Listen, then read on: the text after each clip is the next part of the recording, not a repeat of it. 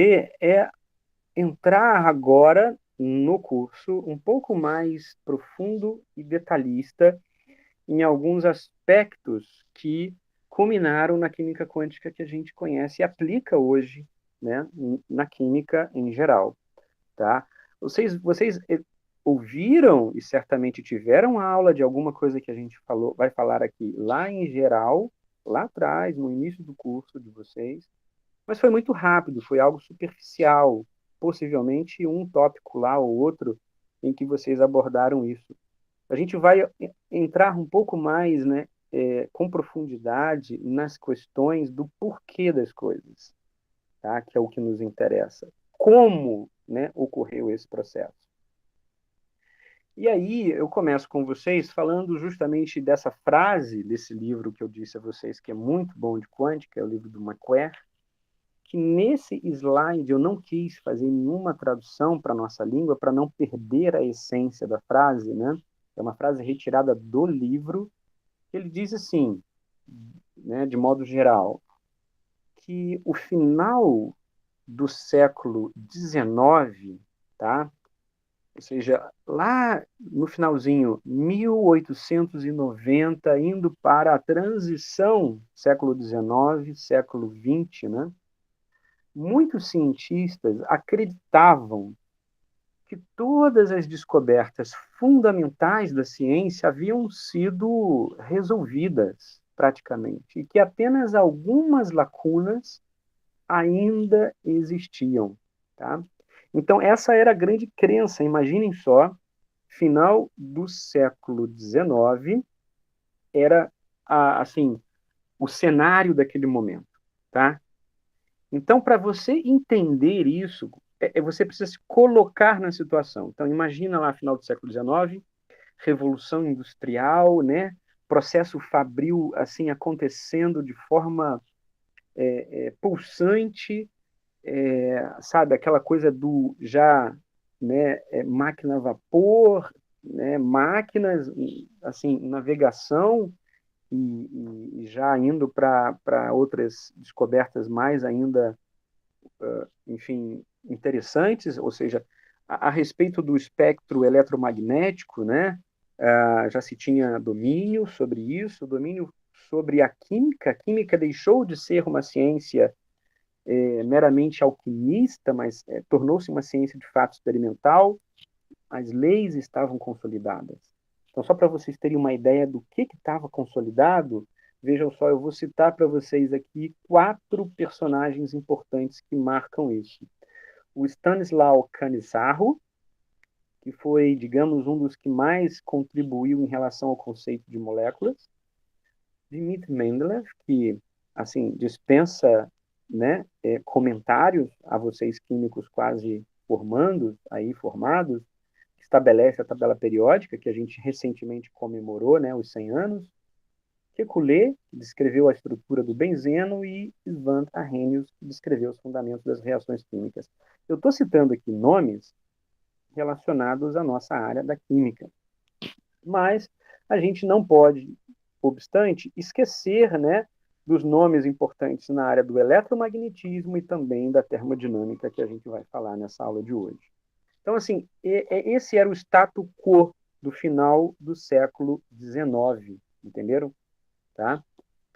Portanto, o que se passou em relação a cada um daqueles nomes que eu falei antes? Aqui, olha, à esquerda, vocês vão ver que é uma fotografia do livro escrito por Canizaro, justamente sobre filosofia química.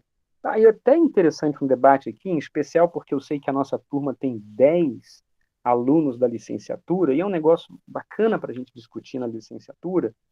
O pessoal aqui que é da industrial vai gostar dessa discussão também e vai achar rica, que é o seguinte: vocês já pararam para pensar que os físicos, ao longo da história, se utilizaram muito mais da filosofia do que nós, químicos?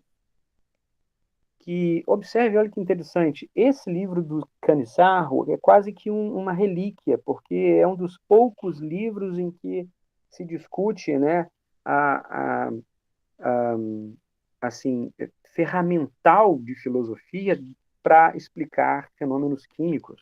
Em geral, historicamente, os físicos têm muito mais papel importante na filosofia, né, no ato de pensar. E ele, o Canissaro, ele vai, no livro, eu destaquei aqui esse trecho, observe, ele vai citar três nomes importantes: Avogadro, Ampère e Dumas, tá? Que são nomes que deram contribuições importantes na constituição de substâncias no estado gasoso, tá? Então, assim, vocês sabem muito bem, né? Até porque que Boyle, né, viveu antes nesse período, né? Já justamente nesse século XIX, ali nos idos de 1800 e alguma coisa.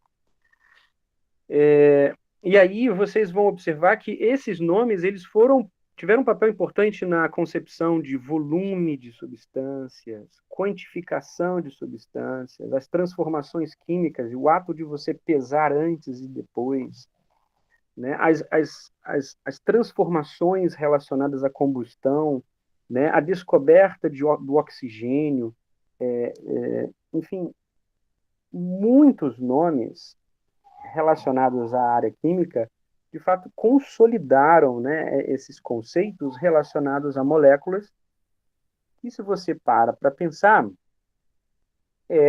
a constituição, né, de moléculas constituídas por átomos, e na época ainda antes, né, século XVIII, ainda tinha-se a ideia de que o átomo era a menor parte constituinte da matéria, ou seja, indivisível, mas que veio por terra justamente por uma descoberta que a gente vai falar na próxima aula, nas aulas seguintes, que veio com a descoberta do elétron, ou seja, de partículas ainda elementares em relação ao átomo, e a constituição atômica havia sido já identificada com os experimentos de espectroscopia.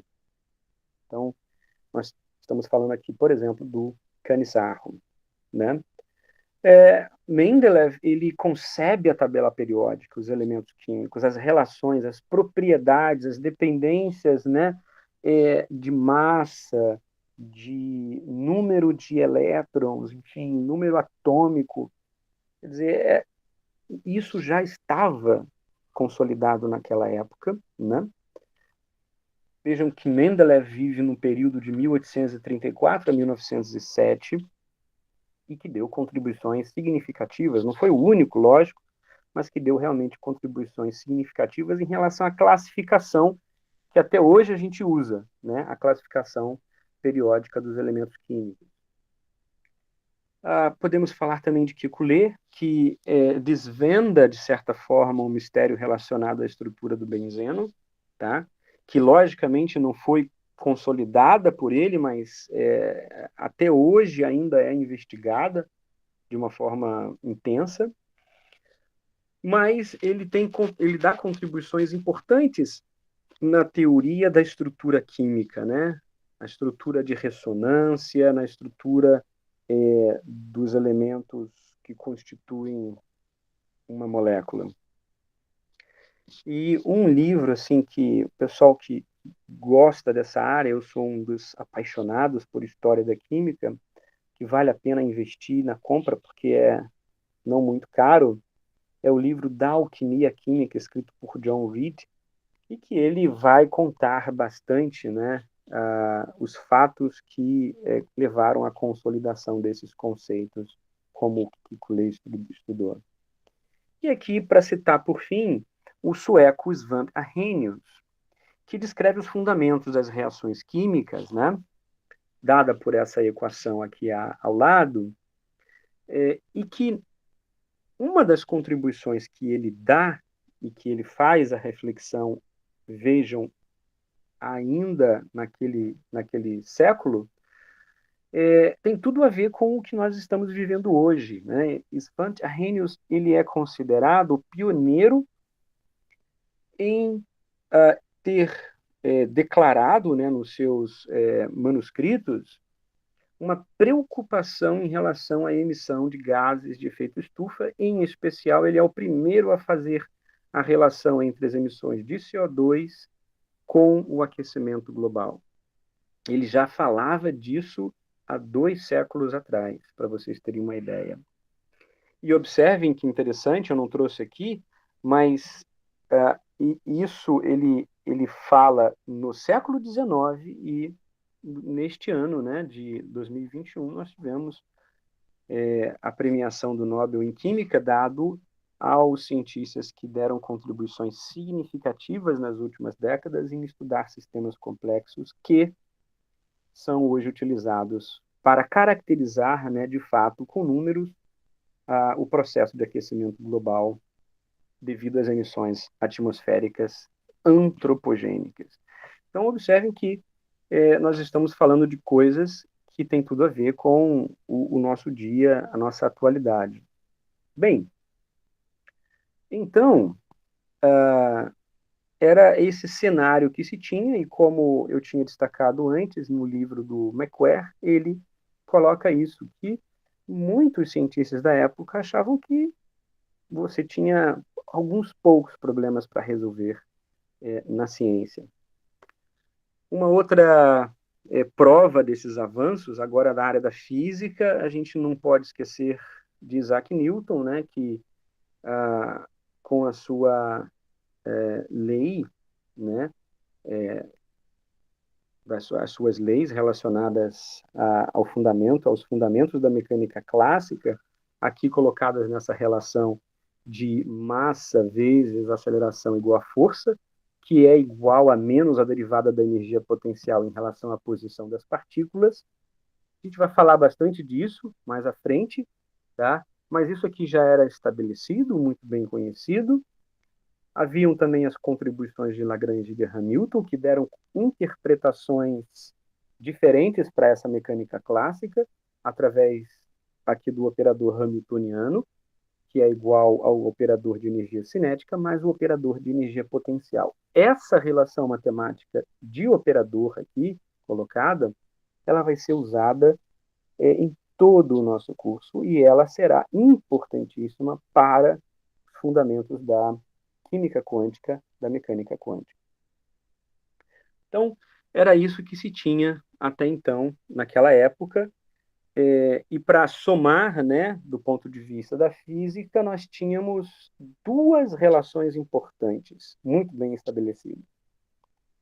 Primeiro, a relação colocada, postulada, né, por Maxwell, que vai culminar nas relações de Maxwell para o eletromagnetismo.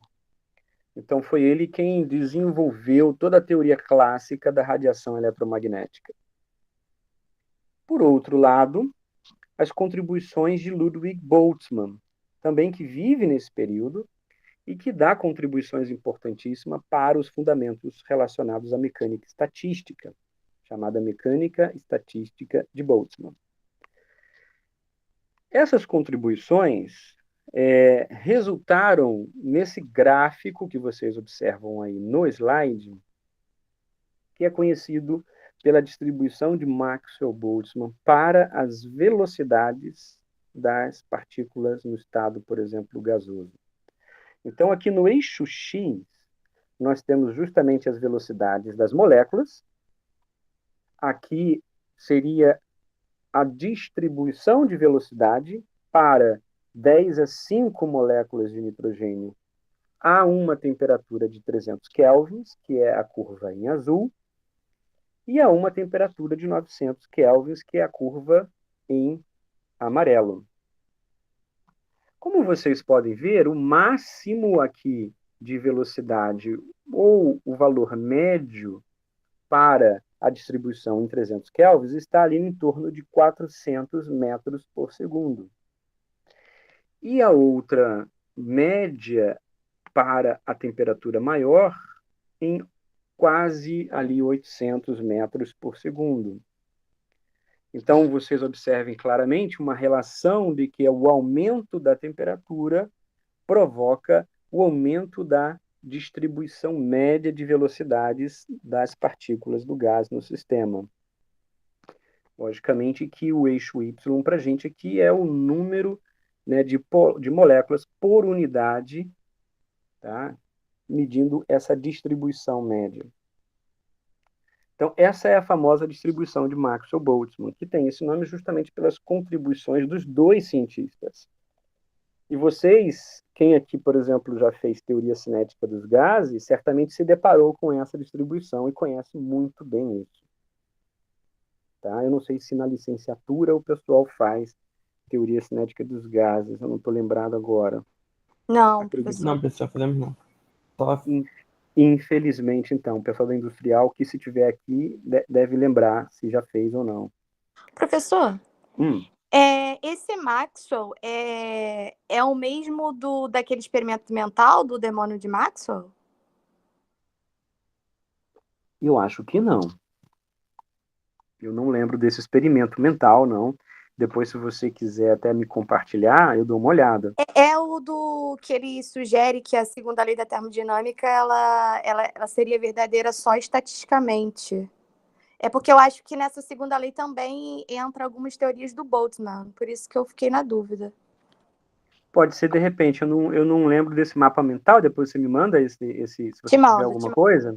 te mando. Mas, enfim, eu conheço o James Maxwell, Clerk Maxwell, como um dos que mais contribuiu assim para o eletromagnetismo. De fato, ele estabelece as relações de Maxwell, conhecidas assim, né? Ele estabelece a teoria clássica do eletromagnetismo, tá? É quem justamente dá grandes contribuições para você entender campo magnético, eletromagnético, né? Campo elétrico e por aí vai. Mas me manda depois, Raíssa, eu vou dar uma olhada. Tá bom.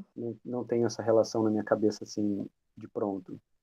Bom, mas isso aqui então era muito bem conhecido naquela época, tá bom? O Marcos está nos dando a contribuição aqui, que é esse sim. Muito obrigado, Marcos. Você Ah, beleza. tem alguma coisa para colocar e contribuir? Fique à vontade, Marcos. Não, professor, eu sei muito pouco, assim, sobre... É porque quando a Raíssa comentou, eu me recordei, assim, eu sei muito pouco. É mais... Eu sei, assim, essas informações básicas, que, de fato, Uhum. né, depois, né, foi feito um estudo em cima do que... enfim, de propostas que ele tinha feito na época e que eram chamadas de demônios, né, demônio mental. E era justamente essa discussão aí. Algumas coisas em termos estatísticos e outras não, e só depois, com o avanço da mecânica quântica, é que isso foi melhor entendido, né? Foi mais elucidado. Mas é a mesma. Legal, eu fiquei interessado, eu vou dar uma olhada, porque isso Ô, muito me interessa. Eu vou dar professor, uma olhada sim. eu achei um artigo aqui da USP Uhum. que é legal, eu vou colocar lá no grupo depois. Coloca sim, por favor. Pode colocar, compartilhar no WhatsApp. Isso é muito Tá bom, bacana. tá Eu joia. vou ter um prazer em dar uma lida. Eu não tinha essa relação assim clara na minha cabeça, não. Mas é até interessante porque vai ter um link com o que a gente vai ver aqui à frente e certamente vai ser útil para a nossa próxima aula. Por favor, compartilhe sim, viu? Por quê? Porque justamente a pergunta que eu jogo para vocês é isso. Será que todas as leis e fenômenos, então, até o fim do século XIX, estavam de fato esclarecidos? Essa é a pergunta, né? Essa pergunta a gente pode fazer um paralelo com os dias atuais, né? Qual? A gente pode fazer assim, primeiro, quais as perguntas que nós hoje não temos respostas ainda? Será que, passado 2 séculos, a gente já sabe tudo sobre tudo?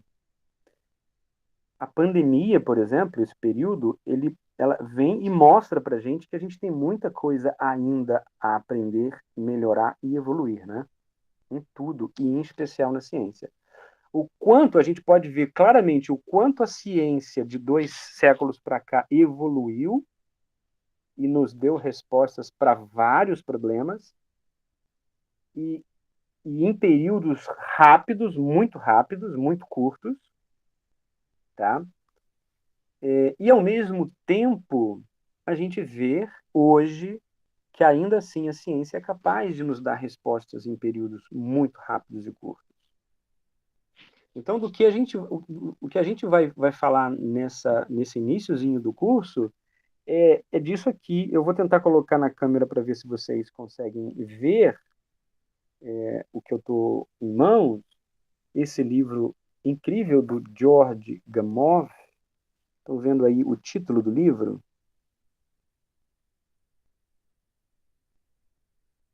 Não sei se vocês conseguem. Estão vendo ou não? Sim, sim. Tá? O título é assim, 30 anos que chocaram a física, né? E foram, de fato, 30 anos do início do século XX que transformaram a nossa sociedade, a nossa vida foi transformada por isso. Tá? Nós só estamos hoje aqui tendo essa aula online, nos comunicando dessa forma tão rápida como a gente se comunica hoje pela internet, porque a internet é fruto daquele desenvolvimento, desse desenvolvimento que a gente vai falar. Eu não sei se vocês se deram conta disso, tá? Os dispositivos eletrônicos são frutos desse desenvolvimento, a internet é fruto desse desenvolvimento, ou seja, de você enviar uma mensagem de áudio que é criptografada e enviada num sinal eletromagnético. A gente está falando de ondas eletromagnéticas, né? E onde quer que você esteja, até do outro lado do mundo, no Japão, quase que praticamente, né, simultaneamente a gente consegue conversar, a gente consegue estabelecer uma conversa, tá? Então, assim, a gente está falando disso, né? Dessas descobertas que realmente mudaram a nossa história, ok? E aí, para fechar a nossa aula de hoje, a gente vai terminar aqui nesse ponto, a gente vai continuar na próxima aula, na semana que vem. Como eu disse, nossas aulas, eu não me programo e não me planejo para ficar mais de 40 minutos com vocês, porque eu acho que, além de ser cansativo, né, deixa de ser produtivo depois de um certo tempo, e também é importante que a gente se programe em relação à parte síncrona e também à parte assíncrona, que aí agora é vocês se debruçarem no material, lerem o material, né, fazerem as atividades para a gente poder progredir dessa forma juntos, né, de forma continuada e, de fato, produtiva. Mas a gente vai falar aqui rapidamente, então, do seguinte, olha só que interessante. Nós temos aqui que as leis físicas clássicas, elas estavam muito bem estabelecidas, tá? No início do século XX, nós temos duas descobertas que realmente transformam, como eu disse, as nossas relações, os nossos meios, né, de compreensão da matéria e de transformação da matéria. Em relação à escala macro, que é a lei da relatividade de Einstein, tanto a relatividade geral, tá, de Einstein, que faz uma abordagem para uma escala de altas velocidades. A gente está falando de coisas da velocidade da luz, tá? E que vai ser importantíssima para o entendimento das interações de corpos a nível gravitacional, a nível planetário, a nível universo, ou seja, muito macro. E em relação às pequenas dimensões, né, o estabelecimento é consolidação das leis da física quântica. Aqui representada pela equação famosa, que a gente vai falar bastante mais à frente, que é a equação de Schrödinger. Eu não vou entrar em detalhes sobre ela agora, não é o caso. E que eu estou colocando aqui como constante importante a constante de Planck. Então, observem, de um lado a gente tem a constante de velocidade da luz e do outro lado a constante de Planck, em escalas completamente diferentes. O que se tenta desde então até hoje é uma teoria unificada, tá?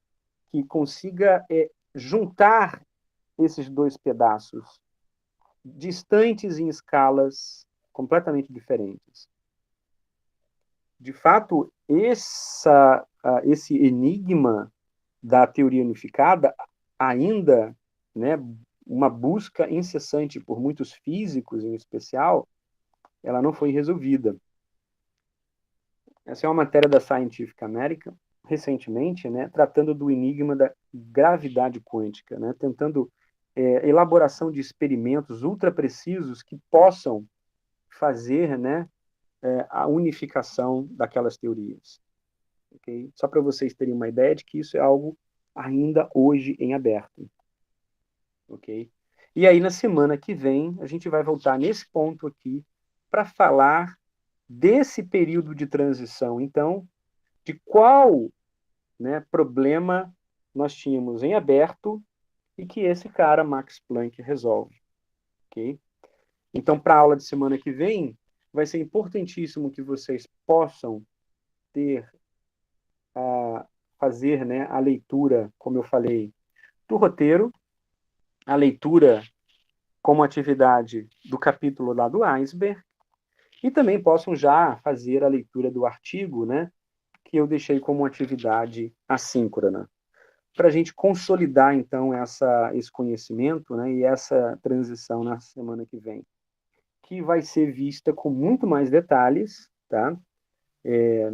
Não fiquem ansiosos e curiosos em ficar passando aí o slide, a gente vai continuar desse ponto para a gente realmente compreender os detalhes a respeito dessa parte da história que é tão importante para a teoria quântica moderna que a gente vai, aos poucos, adentrar no curso, tá bom? Ok? Queria abrir para perguntas aí e debates, se houver.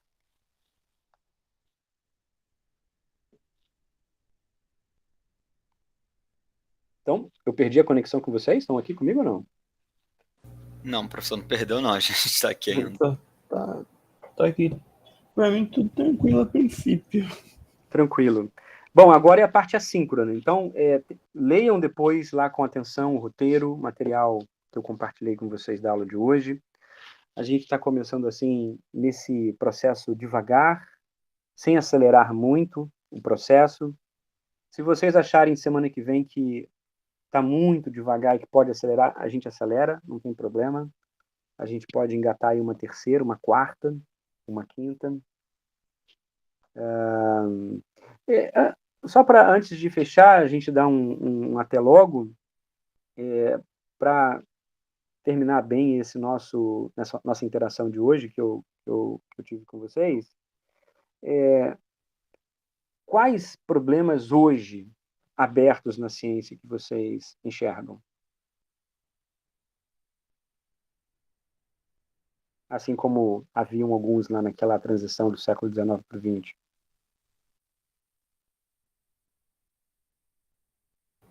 Nossa, professor, que profundo, peraí, deixa eu pensar. Pergunta difícil? Compreensão da matéria escura.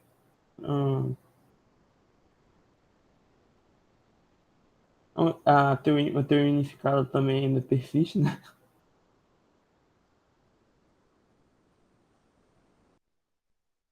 Podem colocar a contribuição no chat se não quiserem falar, usar o áudio, fiquem à vontade, ok?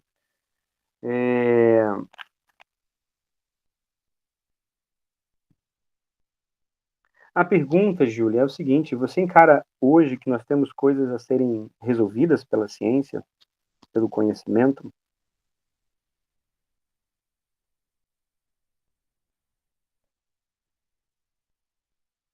O que você destacaria? A teoria quântica da gravitação, que eu coloquei ali, né, para vocês. A gente tem a solução de algumas doenças ainda não compreendidas, né? Uma delas, o câncer, que a gente conseguiu evoluir muito, muito, de fato, mas ainda é um grande problema, né?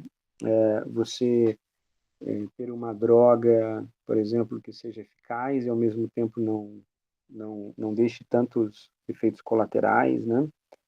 Na área da medicina, a gente tem algumas doenças ainda sem ter, né, de fato, uma compreensão clara.